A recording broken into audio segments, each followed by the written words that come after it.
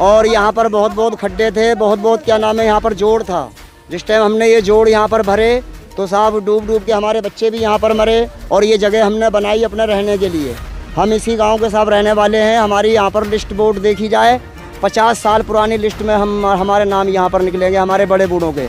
हमारे सर यहाँ कब्रिस्तान भी हैं और कब्रिस्तान के अंदर में हमारे बड़े बूढ़े दबे हुए भी हैं और हमारे नाम साहब वो कब्रिस्तान है। लेकिन फिर भी यहाँ के चेयरमैन, यहाँ के मेंबर, यहाँ के प्रधान हमारी कोई भी सुनवाई नहीं कर रहे हैं। क्यों नहीं कर रहे हैं? कि हम गरीब आदमी हैं सर। हमारे नाम का अगर कोई राशन आता है वो राशन भी ये लोग जब्त कर लेते हैं। पूरे लॉकडाउन के अंदर अभी तक इन झुग्गी वालों के लिए एक दाना भी राशन का नहीं आया है। सर ये लोगों को अब क्या दिखाई दिया कि भाई ये जगह बहुत बढ़िया इन्होंने बना ली है, अब इनको तोड़ फोड़ कर दिया जाए। सर इन्होंने 2-4 टाइम पहले भी हमारे ऊपर में वारदात की हैं। यहाँ तक के इन्होंने हमारे बच्चों पे गोलियाँ भी चलाई हैं और हमारे गांव वाला कोई भी हमारी मदद नहीं करने आया है। हैं सर, यहाँ पर 4 दफ़े चेयरमैन साहब बने। जैसे अताउल्ला खान चेयरमैन बने, उन्होंने हमारी कोई सुविधा नहीं की। साजिद हुसैन चेयरमैन साहब बने, उन्होंने हमारी सुविधा कोई नहीं की। यहाँ पर आरिफ अली भी इस टाइम चेयरमैन साहब हैं। अभी तक यहाँ पर 8 दिन या 10 दिन यहाँ पर हो गए हैं। ये लोग रिक्शे वाले को तनख्वाह देते हैं और यहाँ पर सारे में ये लोग कहते फिरते हैं कि भाई झुग्गी खाली कर दो, नहीं बिल्डोजर फिर दिया जाएगा, बिल्डोजर फेर दिया जाएगा। अगर झुग्गी नहीं खाली करोगे तो आदमियों समेत और सामान के समेत ही आपके ऊपर बिल्डोजर फेर दिया जाएगा। इन लोगों ने 8-10 दिन से यही इन्होंने नीति कर रखी है। लेकिन हमारी मदद करने के लिए ना तो कोई चेयरमैन साहब आ रहे हैं, ना कोई मेंबर साहब आ रहे हैं, ना कोई यहाँ पे प्रधान, ना कोई मुखिया। यहाँ तक कि हमारे पास में आधार कार्ड भी है, हमारे पास में राशन कार्ड भी है, हमारे पास में पिन कार्ड भी है, लेकिन हमारी कोई ऐसी सब सुविधा नहीं है हमारे पास में। हमसे ये लोग वोट ले लेते हैं। भैया देखे नहीं, हमें 100 साल हो गए रहते। हम अटने लुटने कहाँ जाएंगे बताओ? भाजी हम तो नहीं रहना चाह रहे हैं। हमारी मांग ये है सर, अगर गवर्नमेंट ये चाहती है, ये कब्रिस्तान तो है नहीं, लेकिन ये गांव वाले शासन और प्रशासन मिलकर, यहाँ गांव वाले चेयरमैन, ये जितने भी बड़े बड़े आदमी हैं, सब मिलकर हमें यहाँ पर बुलडोजर फेरना चाहते हैं, हमें भगाना चाहते हैं। ये कहते हैं कि ये कब्रिस्तान है, मगर सर ये कब्रिस्तान नहीं है। मैं दावे से कहता हूँ सर, पटवारी को बुलाया जाए, फर्द को खोला जाए। ये कब्रिस्तान नहीं है, ये जोड़ है और जोड़ LMC होता है, उसमें हमने अपना सर छुपाने के लिए अपनी जगह बनाई है।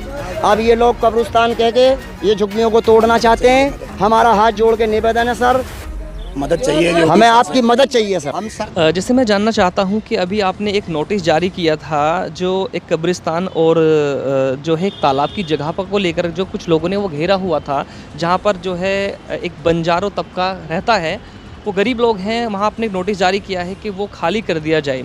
तो वो क्या अब तक खाली हो पाया या नहीं?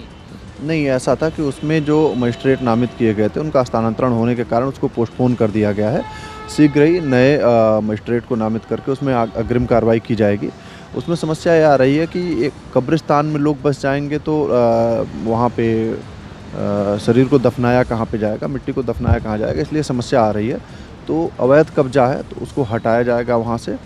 और अभी जैसे ही फिर से नए मजिस्ट्रेट नामित होते हैं तो उसको करवाया जाता है। तो इन लोगों को हटाने के बाद कहाँ शिफ्ट किया जाएगा, कुछ ऐसा बारे में सोचा? देखिए, ऐसा है कि हटाने के बाद से बात यह है कि ये लोग बंजारे हैं, ये लोग घूमते टहलते रहते हैं और यहाँ पर आकर के बस गए रह रहे हैं। अब हटाने के लिए जो इनके इसके बाद जाने के लिए तमाम योजनाएं चल रही हैं। प्रधानमंत्री आवास योजना चल रही है, उसमें लोन भी मिल रहा है, फ्लैट्स बन रहे हैं वो भी मिल रहा है। बहुत सारी योजनाएँ हैं भारत सरकार की, उत्तर प्रदेश सरकार की। तो जिन योजनाओं से आच्छादित हो सकते हैं उनसे आच्छादित होने की कोशिश की जाएगी। मेरा एक सवाल है आपसे कि जैसे आप इन लोगों को यहाँ से हटा रहे हैं, तालाब की जगह है और कब्रिस्तान की आप जगह बता रहे हैं, लेकिन एक तालाब है जिसका रकबा जो है 85 बीघे के आसपास है। क्या आपने उन लोगों के ऊपर भी नोटिस जारी किया है जिन लोगों ने इस तालाब को घेरा हुआ है?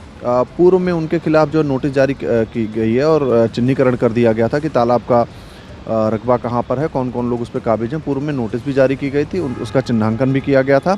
एक बार पुनः उसको नए सिरे से उसको शुरू किया जाएगा और तालाब की भूमि पर कोई कब्जा नहीं कर सकता है और उसको मूल स्वरूप जो है उसका बरकरार रहता है। तो उसमें भी हम फिर से एक नई नोटिस करके, नया पहल करके उसको भी हम खाली करवाएंगे। जी, आइए जानते हैं हम चेयरमैन पति हाजी आरिफ अली से और जानेंगे कि जैसे डासना में मैं जानना चाहता हूँ चेयरमैन साहब आपसे कि डासना में एक जगह है उस्मान कॉलोनी के सामने जो कब्रिस्तान और तालाब है, उस तालाब की जगहों को एक ट्राइब है जिन्हें बोलते हैं हम बंजारे। तो वो लोग कभी यहाँ भटकते हैं, कभी वहाँ भटकते हैं, लेकिन आज वो डासना का हिस्सा बन चुके हैं क्योंकि उनकी वोट्स भी हैं, उनका राशन कार्ड भी है और वो जो यहाँ से प्रत्याशी होता है उनको अपना वोट भी देते हैं। उन्होंने जो है वो जगह घेरी हुई है, अपने घर मकान बनाए हुए हैं, लेकिन आपके द्वारा टाउन के द्वारा और एसडीएम डीएम के द्वारा यहाँ से एक नोटिस जारी कर दिया गया था कि उनको वहाँ से 15 तारीख तक हटा दिया जाए। तो इस बारे में क्या कहना है आपका? वो कब तक हटाए जाएंगे या वो उनको हटाया जाता है तो वो कहाँ शिफ्ट होंगे? देखिए, वो वक्फ बोर्ड की ज़मीन है और उसमें कुछ मुस्लिम समुदाय के लोगों का दफीना होता है। तो जहाँ हम लोग मतलब आखिरी सांस के बाद जाते हैं, अगर उन ज़मीनों पे अवैध कब्जे हो जाएंगे तो हम लोग मरने के बाद फिर कहाँ जाएंगे? तो वो वक्फ बोर्ड की ज़मीन है, उस पर अवैध तरीके से उन लोगों ने कब्जा किया हुआ है। तो इसमें नगर पंचायत का कोई रोल नहीं है, क्योंकि नगर पंचायत तो एक मातहत है सरकारी अधिकारियों के। तो एसडीएम और एडीएम साहब ने उसका आदेश किया है और नगर पंचायत का काम है उसका पालन करने का।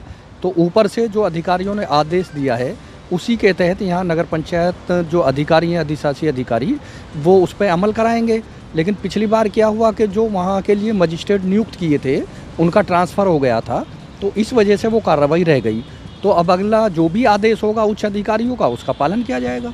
मैं आपसे जानना चाहता हूँ कि जैसे ये तालाब और कब्रिस्तान की जगह है, आप कह रहे हैं कि वक्फ बोर्ड की जगह है, इसको जो है जैसे भी होगा ये खाली करा दिया जाएगा।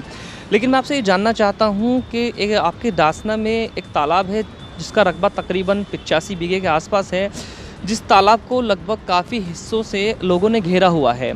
इस पर क्या एक्शन ले रहे हैं आप? क्योंकि जब आप एक गरीब लोगों को वहाँ से हटाने की आप बात कर रहे हैं, अधिकारी अधिशासी की बात करते हैं या एसडीएम एसडीएम बात करते हैं, तो आप इन लोगों के खिलाफ कब आवाज़ उठा रहे हैं, ये मैं जानना चाहूँगा। देखिए, हम तो किसी के खिलाफ आवाज़ नहीं उठाते, लेकिन जहाँ सरकारी कानून है और जहाँ मतलब कोई जायज़ काम है, अब उसे आप चाहे किसी के खिलाफ आवाज़ उठाना मान लो, जो जायज़ काम है उसके लिए हम हर वक्त आवाज़ उठाते हैं और इसके लिए हमने कार्रवाई की हुई है और हमने शासन को लेटर भेजा हुआ है। कई बार हम लेटर भेज चुके हैं।